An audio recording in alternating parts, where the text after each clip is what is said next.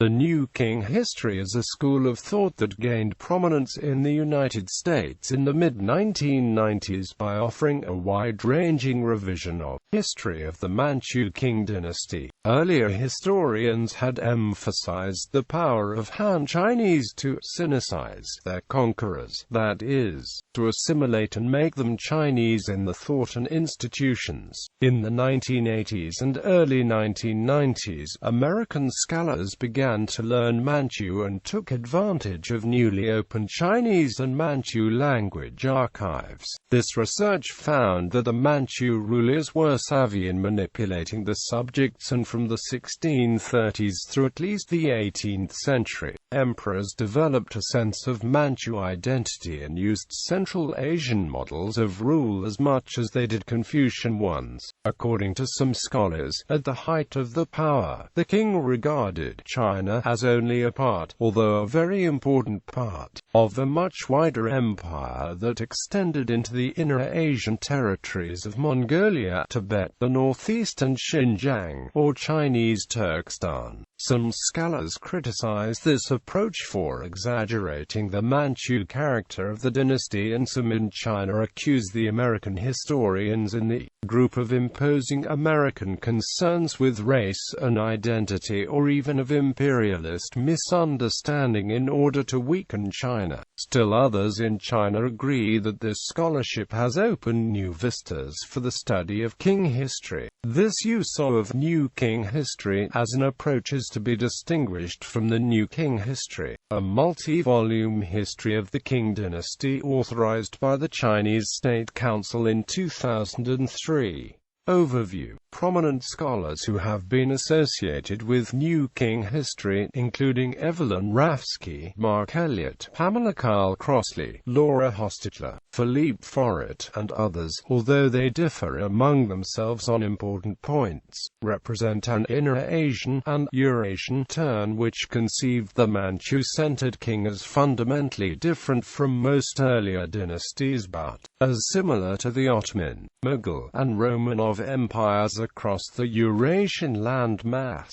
The historians in this group argued that the king saw itself as a universal empire, a multinational polity which included China as only one component, although the most central and economically important one. The New Qing historians date the founding of the empire from 1636, when the dynasty was proclaimed, rather than from 1644, the year in which the king took control of Beijing. These historians argued that Manchu identity was deliberately created only after the takeover of China, and that the new racial identity was important but fungible, or easily exchanged for others. In the early reigns of the dynasty, the new rulers played the Confucian role of son of heaven, but at the same time, and often behind the backs of the Han Chinese ministers, adopted other roles to rule other ethnic groups. The military expansion of frontiers, which Han Chinese ministers often opposed because it drained resources from China proper, showed that the Qing Empire was not simply a victim of imperialism, but also practiced imperialism itself. Some of these historians followed Evelyn Rafsky in using the early modern label for the Qing period,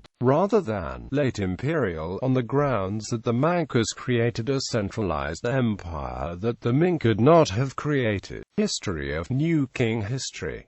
The origins of the New Qing history lie in inner Asian studies. The Harvard scholar Joseph Fletcher studied the languages and culture of Central Asia. He was among those to discredit the idea that Manchu documents were nearly all translations from the Chinese, and that the Manchu versions would add little to the record. He wrote in 1981 that Qing scholars who wanted a first-class work in the archives must, from now on, 1. Learn Manchu and routinely compare the Manchu and Chinese sources for the topics of research. Beatrice Bartlett, a Yale historian who had studied Manchu with Fletcher, reported in an article titled Books of Revelations that the archives in Taiwan and Beijing revealed many secrets which required knowledge of Manchu. The Grand Council of the Yongzheng Emperor operated only in Manchu until the 1730s, and many other important edicts and memorials did not have Chinese translations.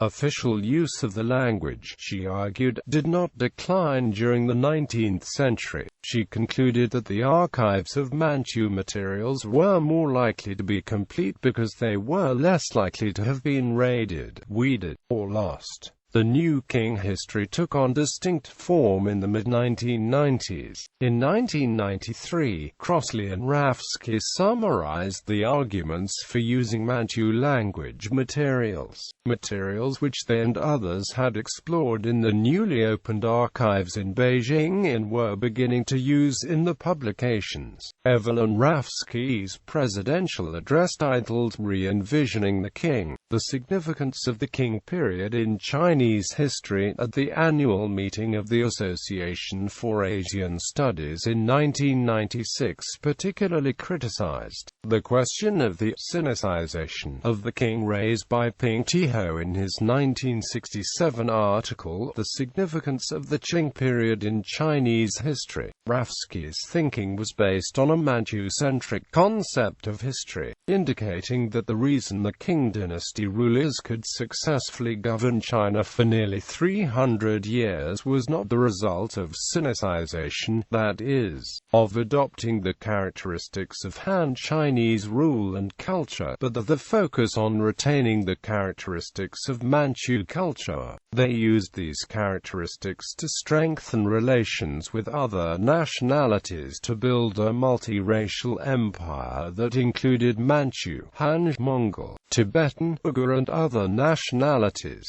To better govern this multi-ethnic empire, for instance, the Kangxi Emperor located his summer residence in the Chengde Mountain Resort, which is north of the Great Wall. This became the historical core of city of Chengde, which the Qianlong Emperor enlarged considerably, including a replica of the Patala Palace in Lhasa.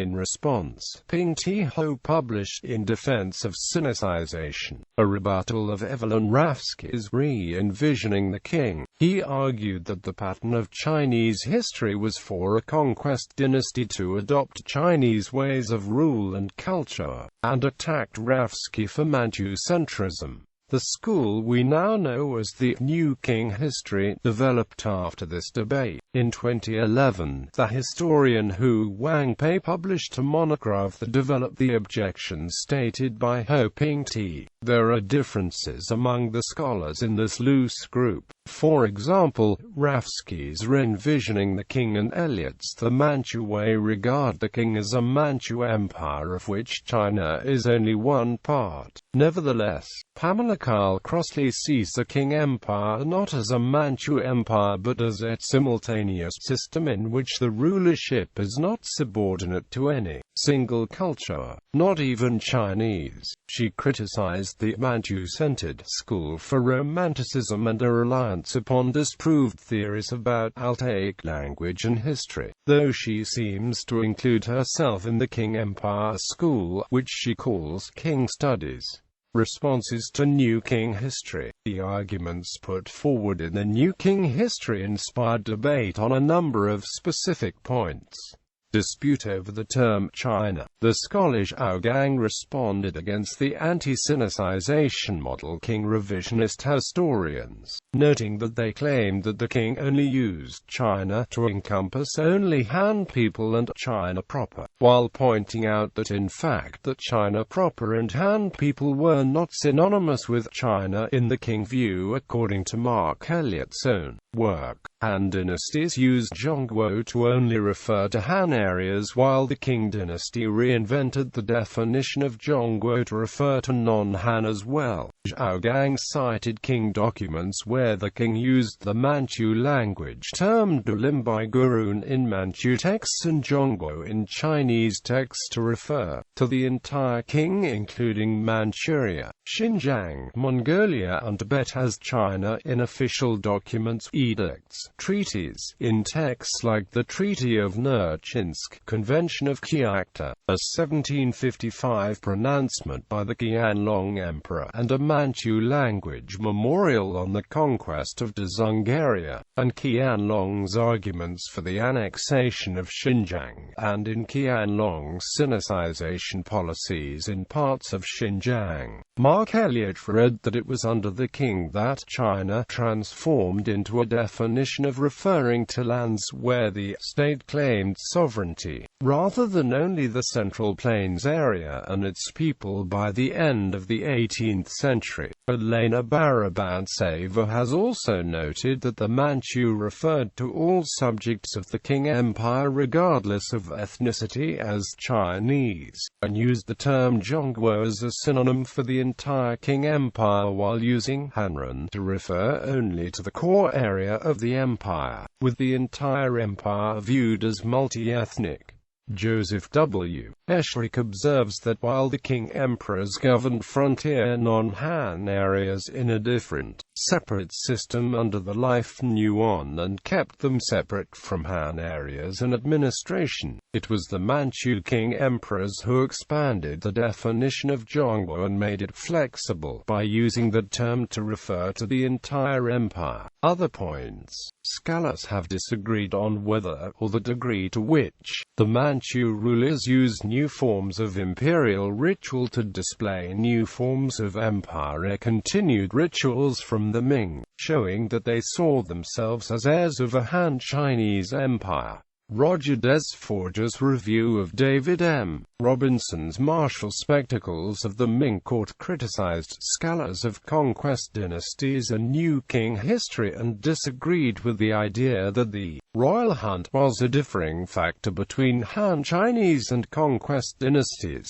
He noted that the martial-themed Ming dynasty Grand Review was copied by the Qing, in disagreement with those who sought to present it as a Qing feature. He praised Robinson in differing from scholars who selected certain Ming and Qing emperors to contrast the difference and for not conflating Han with Chinese, and for not translating the term Zhongguo.